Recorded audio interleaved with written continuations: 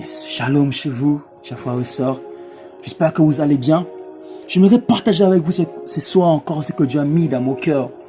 J'aimerais dire à une personne de ne pas s'inquiéter, de ne pas promener des regards inquiets autour d'elle, mais de plonger son regard dans la présence de Dieu. Ah, je sens monter dans mon cœur ces paroles pour dire à une personne que le Seigneur est avec toi. Ne cherche pas à faire des choses par sentiment ou par émotion. Ce n'est pas parce que tu ne sens pas que tu ne dois pas bouger, mais marche parce que Dieu t'a demandé d'avancer. Comme Dieu est en train de parler à Pierre de la barque.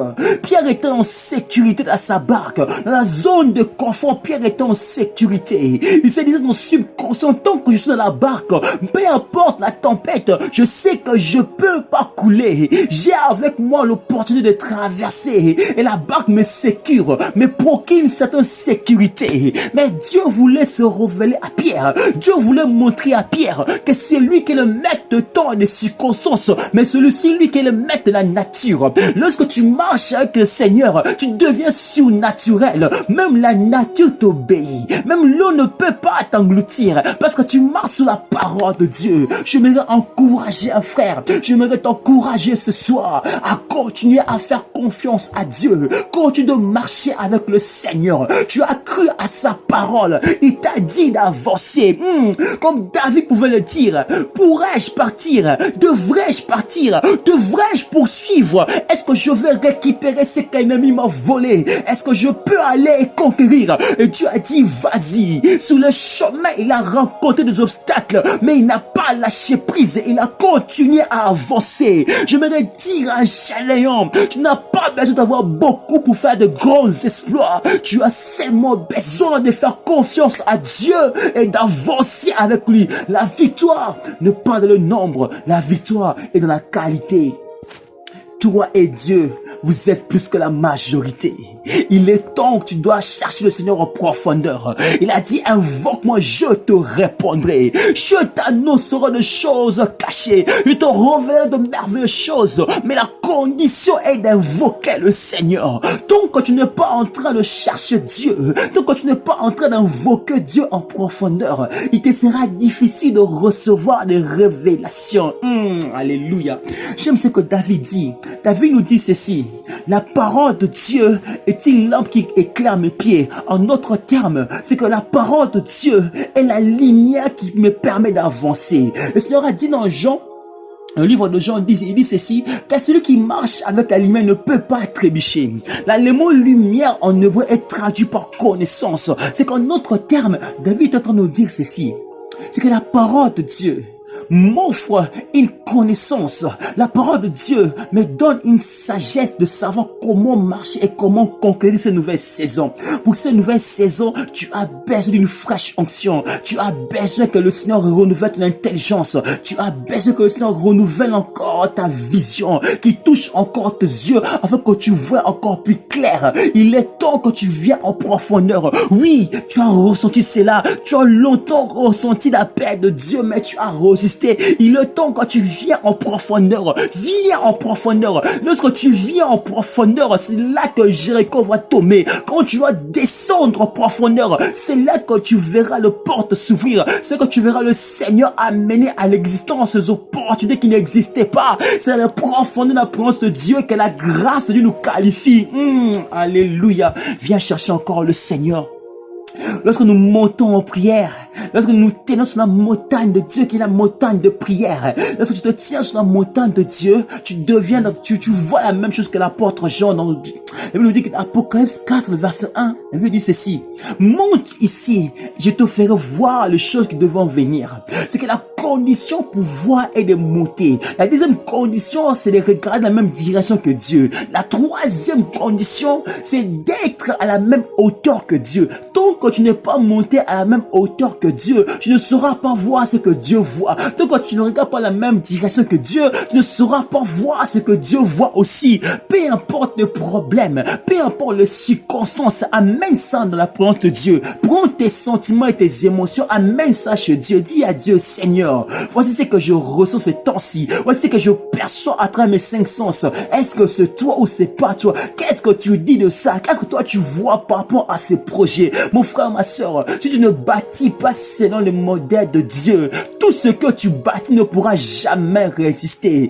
Bâtis ton mariage selon le modèle de Dieu. Bâtis ta relation selon le modèle de Dieu. Bâtis tes projets selon le modèle de Dieu. Demande à Dieu, Seigneur, comment je dois faire pour ces projets? Ouais-moi et inspire-moi. Comment je dois faire pour que ma relation puisse prospérer et que je sois épanoui? Montre-moi comment faire. Montre-moi, mets tes idées dans mes pensées, Seigneur. Comment faire pour que mes projets réussissent? Je l'entends essayer pour mes propres connaissances. Je frappais à gauche et à droite, ça n'a pas marché. Mais je viens dans ta présence ce soir pour te dire, Seigneur, non pas ma volonté, mais ta volonté.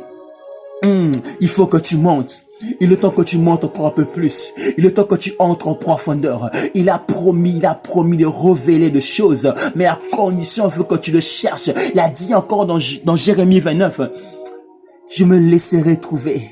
Si tu me cherches avec tout ton cœur, je me laisserai trouver. Oui, j'aimerais t'encourager à ne pas laisser ton cœur être rempli d'amertume, à ne pas laisser ton cœur être rempli de questionnement et d'inquiétude, parce que le questionnement amène l'inquiétude. Plus tu t'inquiètes, plus tu nourris la pensée d'inquiétude, plus tu nourris l'esprit de peur. Lorsque l'esprit de peur vient dans ta vie, elle va produire la peur et l'incertitude. Tu sauras incertain avant d'avancer. Alors que Dieu veut que tu marches par la foi. Lorsque tu marches par la foi avec Dieu, tu marches comme Gédéon.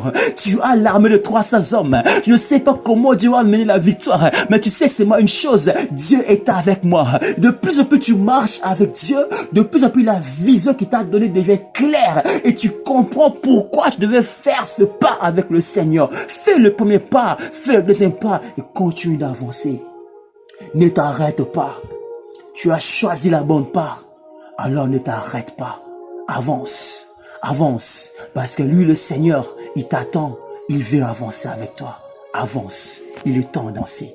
Il est temps de laisser les choses anciennes être passées. Il est temps de laisser l'échec passer, être passé. Il est temps de laisser les activités être passées. Il est temps d'arrêter de vivre sur tes propres pensées. Il est temps d'arrêter de vivre sur ta propre intelligence. Il est temps d'arrêter de dépendre de toi. Ton cœur peut te décevoir. Ton intelligence peut te décevoir. Mais Dieu ne te décevra jamais. Parce que lui, il connaît toutes choses. Il connaît le chemin sur lequel il t'a appelé. Oui, la vision produit toujours une direction. Et la direction revêt toujours la destination. Que tu es en train de voir quand tu regardes ta vie, c'est quoi la vision, c'est quoi la qualité de la vision que tu vois? Quand tu regardes ton projet, ton mariage, quand tu regardes ta relation, quelle est la qualité de la vision que tu es en train de voir? Si cette qualité ne te plaît pas, il est temps que tu changes de choses. Si ce que tu vois ne te plaît pas, il est temps que tu changes de vision. Il est temps que tu montes en hauteur. Il est temps que tu viens en profondeur. Il est temps que tu laisses Dieu nettoyer tes yeux afin de te montrer ce que lui il voit. Peut-être que là où toi tu vois le succès, lui voit le chèque. Mais là où toi tu vois le chèque, lui voit le succès. Peu importe. Peut-être que là où toi tu vois le succès, Dieu voit le succès encore plus grand que ce que toi tu vois. Viens en hauteur, monte encore. Dis Seigneur, moi quand je regarde, je vois pas. Quand je regarde, je sens mes sentiments, mes émotions. Mais je veux que tu mettes ta parole dans mon cœur. Rassure mon cœur, remplis mon cœur de paix, remplis mon cœur d'assurance. Oh, remplis mon cœur de paix, Seigneur. Que le feu de l'esprit soit dans mon cœur. Rafraîchis-moi encore ce soir. Amène-moi dans le profondeur de ta présence. Oui, Seigneur, je t'appelle, je t'appelle, je t'appelle. Oh, je t'invoque encore, Seigneur. Manifeste-toi, parle-moi, Seigneur. Revêt-toi, mon Père. Revêt-toi encore, Saint-Esprit. Revêt-toi encore, Dieu de gloire, Seigneur. Viens conduire mes pas. Oui, je choisis de me fortifier en toi, Seigneur. En toi, je me fortifie. Oui, c'est toi mon assurance. Oui, c'est toi ma force. Oui, c'est toi, Seigneur. L'appui de gloire fondement sur lequel ma vie est bâtie. Je m'appuie sur toi et j'avance. Je choisis d'avancer. Peu importe ce qui m'entoure, je choisis de te faire confiance. Je choisis de crier à l'Éternel. Oh, je crie vers l'Éternel de gloire. Je tourne mon regard vers toi. Je sais que mon visage ne sera jamais couvert de honte, car tu es ma force et mon assurance. Tu me conduis vers la victoire, Seigneur, au nom puissant de Jésus. Alléluia. Oh, Shanda Ramazeta Rabakanta Rabashata.